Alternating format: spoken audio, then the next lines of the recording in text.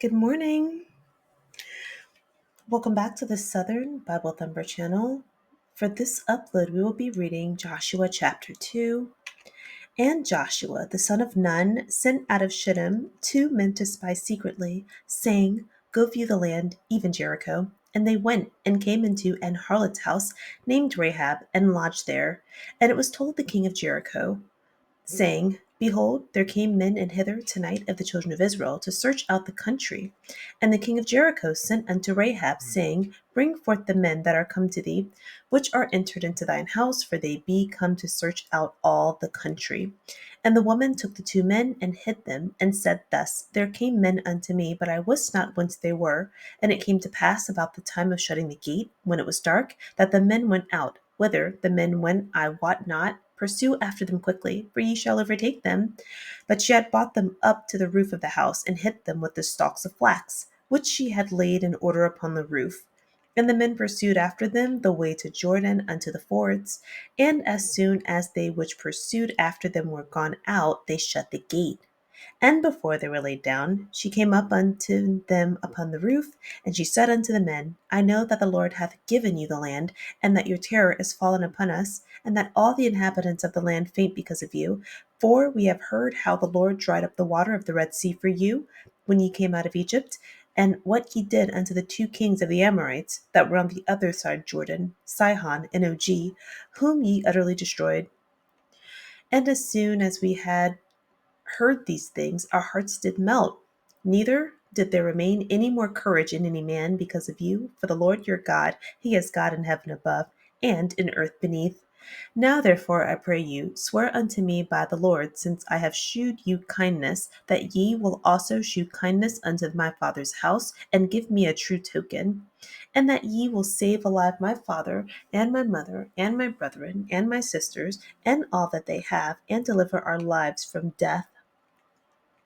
And the man answered her, Our life for yours, if ye utter not this our business. And it shall be, when the Lord hath given us the land, that we will deal kindly and truly with thee. Then she let them down by a cord through the window, for her house was upon the town wall, and she dwelt upon the wall. And she said unto them, Get you to the mountain, lest the pursuers meet you, and hide yourselves there 3 days until the pursuers be returned, and afterward may ye go your way. And the men said unto her, We will be blameless of this thine oath which thou hast made us swear. Behold, when we come into the land, thou shalt bind this line of scarlet thread in the window which thou didst let us down by, and thou shalt bring thy father and thy mother and thy brethren and all thy father's household home to thee. And it shall be that whosoever shall go out of the doors of thy house into the street, his blood shall be upon his head, and we will be guiltless. And whosoever shall be with thee in the house, his blood shall be on our head, if any hand be upon him. And if thou utter this our business, then we will be quit of thine oath, which thou hast made us to swear. And she said, According unto your words, so be it. And she sent them away, and they departed, and she bound the scarlet line in the window. And they went and came unto the mountain, and abode there 3 days, until the pursuers were returned. And the pursuers sought them throughout all the way, but found them not. So the 2 men returned and descended from the mountain, and passed over, and came to Joshua the son of Nun, and told him all things that befell them. And they said unto Joshua, Truly the Lord hath delivered unto our hands all the land, for even all the inhabitants of the country do faint because of us.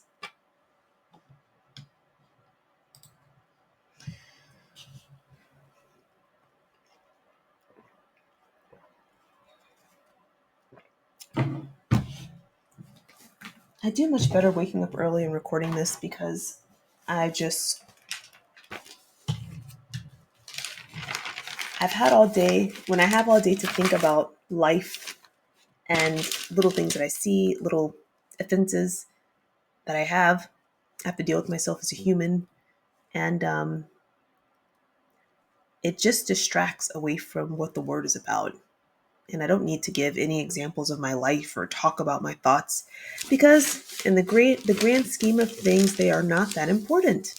I am not that important, which is why I don't tell you what my name is. I just go by Bible Thumper, a general term that was meant to be derogatory, but it isn't. I love thumping the Bible. I love it. I absolutely love it. You're going to love it too. So, summarizing Joshua chapter 2, verse 1. Joshua's first command was to send 2 spies into Jericho. And verse 1, those 2 men get into Jericho and they literally say, "Where are the hoes at?" Oh, harlot, not hose, harlot, because I'm reading the King James Version. So, a harlot's house. Wherefore are ye harlots?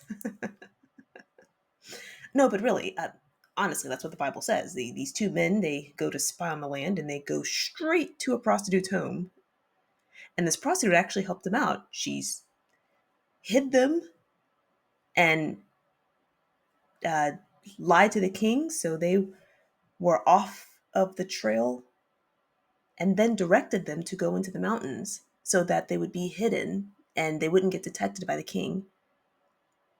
So I think that's real. I mean, that's pretty powerful. Before you look down your nose at another woman, there's something about that. She was able to save her entire family with her line of work. So sometimes, some women, you're a married Christian woman, you better hope your husband is not on her Instagram. Just better hope. Okay, so Joshua sent 2 men to spy on the land Israel is about to conquer. The first thing they did was go to a prostitute's home, Rahab. The king of Jericho found out that there were spies in the land and went to Rahab, told her, "Hey, give up these men." She told the king that these men left. She doesn't know where they went. And they left at the shutting of the gate at dark. So that must be something about these cities. It was time to close the city gate. That must have been a custom.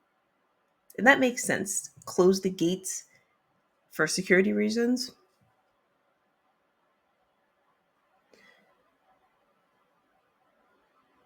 She even said, if you go after them quickly, you might catch them. So they left. She hid the men on her roof. And then verse 9, Rahab tells the men that she knows that God has given Israel this land. This prostitute is so connected with God that she already knows. And on top of that, her house was in a place where it was right on the wall. It was convenient. Because of her line of work, it was believable that 2 men would come in and leave out after they did the deed. And she earned protection for her entire family with her line of work. That just needs to be said.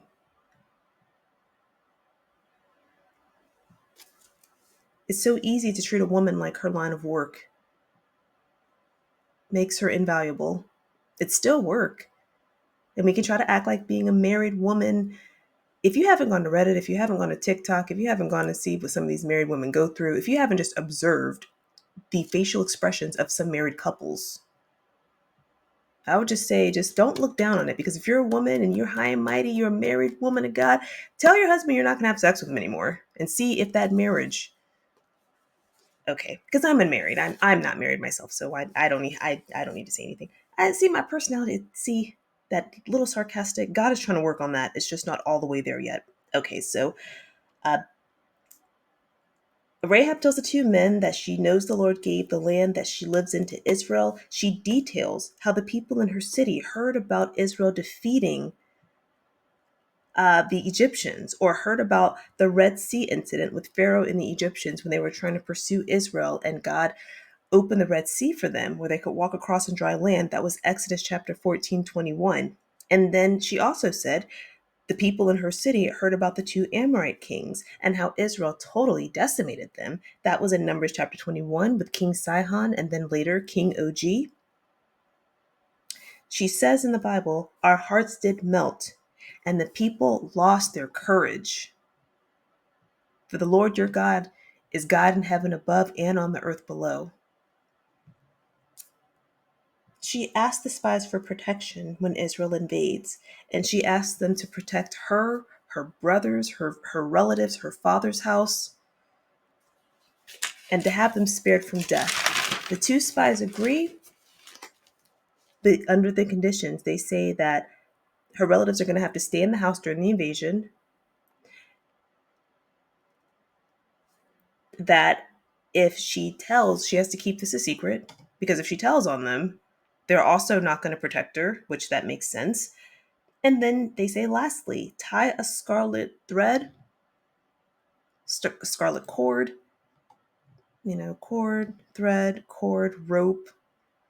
Okay, so some red string of some sort that they were able to see, more likely a cord or rope, so they could see it from the ground. Tie the scarlet cord in your window, and it's the same window that she let them out of her home in.